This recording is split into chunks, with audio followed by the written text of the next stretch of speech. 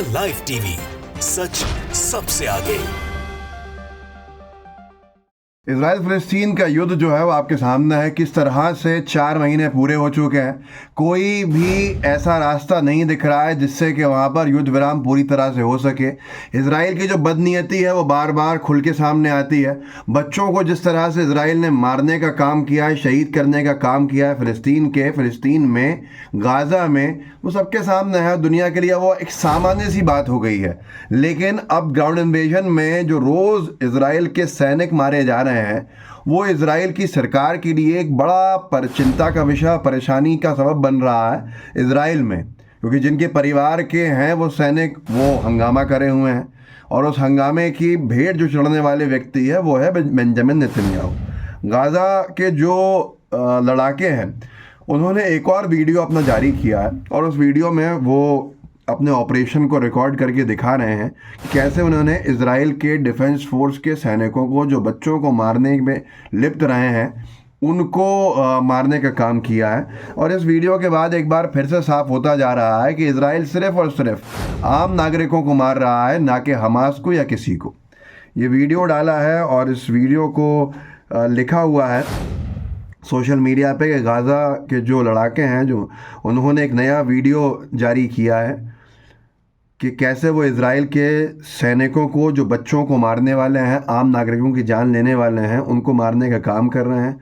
Israel ये नहीं सोचे कि वहाँ पर जो मुजाहिदीन हैं, जो हमास हो, अल-क़साम हो, वो ख़त्म हो गए हैं, बल्कि मुजाहिदीन हर तरफ जो है, दुनिया जो युद्ध के क्षेत्र है, हर तरफ अल-क़साम ब्रिगेड के लड़ाके और तमाम लोग हैं मौजूद, और वो चेहरे से चेहरा मिला के लड़ रहे हैं, आमने सामने होकर लड़ रहे हैं इजराइल के। और इजराइल सिर्फ़ और सिर्फ आम नागरिकों पर बॉम्बार्डमेंट कर रहा है, और ये लोग जो हैं वो इजरायली सैनिकों के ऊपर हमले कर रहे हैं बहुत सी ज़ीरो डिस्टेंस के साथ। ये सारी चीज़ें जो मैंने आपको बोली हैं, ये इस वीडियो में जो अल-क़साम का कमांडर है वो बोलता हुआ सुनाई दे रहा है, और उन्होंने यही बात कही है जो मैंने अभी तक आपको सुनाई। मैं एक झलक आपको इस वीडियो की दिखा देता हूँ।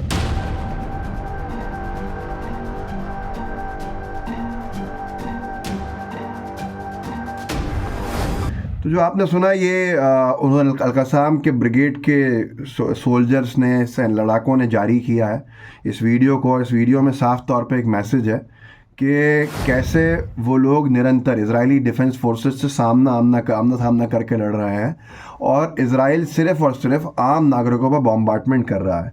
हम सब ने देखा कैसे चल रहा है आखिरी राफा के इलाके में, जो आखिरी क्षेत्र है, जब पूरे 15 लाख लोगों को, गाज़ा के लोगों को वहाँ धकेल दिया है इजराइल ने, और रेफ्यूजी कैंप सेटअप हुए हैं, और रेफ्यूजी कैंप्स पे कोई बॉम्बार्डमेंट नहीं कर सकता है। वैसे तो हॉस्पिटल्स में भी नहीं कर सकता, ये सब वॉर क्राइम्स हैं, पर इजराइल के वॉर क्राइम्स के ऊपर जिस तरह से नज़रअंदाज करवाने के लिए अमेरिका खड़ा हुआ है, वो सबके सामने। Haaretz.com ने तो लिखा है कि इतनी बेशर्मी के ऊपर अब इजराइल आया हुआ है कि इजराइल का जो ज्यूइश इमिग्रेशन मिनिस्टर है और फाइनेंस मिनिस्टर है, स्मोट्रिच, उसने अनाउंस किया है कि वो कैसे फाइनेंशियली सपोर्ट करेंगे जो नए इमिग्रेंट्स इजराइल के ये गाज़ा के इलाकों में और वेस्ट बैंक के इलाकों में सेटल होना चाहते हैं। उन लोगों के लिए घर बना के देंगे, पैसे देंगे। अमेरिका के लोग ज़रूर ध्यान से सुने, कोई उन तक अंग्रेज़ी में ये पहुंचा दे कि आपके ऊपर टैक्स पे टैक्स लगाया जा रहा है, और उनको टैक्स फ्री करके जो इजराइल को पैसा मिल रहा है, उनके जो नए सेटलर्स को बुलाया जा रहा है कि आप आइए दुनिया से जहाँ पर भी, अगर आप यहूदी हैं, और इन नए इलाकों में जो हमने खाली कराए हैं गाज़ा के, इनमें आके बसिए, हम आपको बहुत सारी चीज़ें देंगे, माल देंगे, घर देंगे। ये हाल हो गया है आज की तारीख के अंदर, जो खुले आम नरसंहार के बाद बसाने की बात की जा रही है और बसने वालों को पैसे देने की बात की जा रही है। तो ये हालात हैं। और इजराइल तो वॉर क्राइम्स के अंदर सारे रिकॉर्ड्स तोड़ा ही हुआ है। अस्पतालों पे हमले, रेफ्यूजी कैंप्स पे हमले, स्कूल्स की बिल्डिंग्स पे हमले, सब खामोश हैं। अभी जिस तरह से इजराइल के टैंक्स दिखे हैं, ये हॉवर्ड बैकेट ने लगाया है वीडियो को, कि कैसे वो इजराइल की टैंक्स नासिर हॉस्पिटल की दीवारों को तोड़ रहे हैं और अंदर उसके प्रेमिसेस में घुस रहे हैं, जबकि इंटरनेशनल लॉ ये कहता है कि अस्पताल जो हैं वो प्रोटेक्ट किए जाएंगे सारे युद्ध क्षेत्र में। उसके बावजूद भी आज की तारीख में भी किसी को कोई शक है कि इज़राइल वॉर क्राइम्स नहीं कर रहा है, तो ये बड़ा सवाल है। जो बाइडेन, ऋषि सुनाक, इनकी तरफ से जो हमले हुए हैं यमन में, वो 400 से ज़्यादा हैं एक महीने के अंदर। लेकिन यमन का बताया जाता है कि साहब देखिए, वो रेड सी के अंदर यूएस और यूके की शिप्स को जो इजराइल की तरफ जा रहे हैं उनको टारगेट कर रहा है। लेकिन फिर आम नागरिकों को टारगेट कौन कर रहा है? एक महीने में 400 हमले क्यों किए गए हैं यमन में? सिर्फ इसलिए कि जो गाज़ा में नरसंहार चल रहा है इजराइल का, वो चलता रहा है, उसको सुरक्षित रखा जाए। तो ये सारी की सारी साजिश की बू आती है इसमें से, या समझ लीजिए साजिश साफ़ ही दिखती है। एक एक अस्पताल इजराइल ने अपने हमले का शिकार बनाया है। इजराइल ने एक एक अस्पताल पर हमला किया है गाज़ा में, और इसके बावजूद भी अगर ये कहा जाए कि ये वॉर क्राइम नहीं है और ये नॉर्मल है, तो ये बड़ा विषय है।